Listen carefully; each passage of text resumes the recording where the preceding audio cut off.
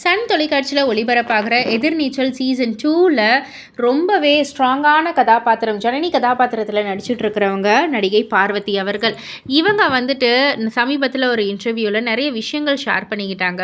அப்போ அவங்க ஒரு சில விஷயங்களில் ஷேர் பண்ணதை பற்றி தான் இந்த வீடியோவில் நம்ம வந்து பார்க்க போகிறோம். அதாவது ஜீ தமிழில் புது புது அர்த்தங்கள் சீரியல் தான் வாய்ப்பு வந்துச்சு. அந்த சீரியல் எனக்கு ரொம்பவே ஸ்பெஷல்.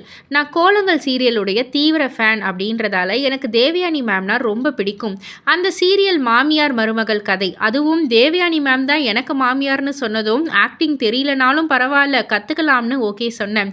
ஆங்கராக இருந்துட்டு ஆக்டராக மாற கொஞ்சம் டைம் எடுத்துச்சு. தேவயானி மேம் என்னுடைய மென்டர்.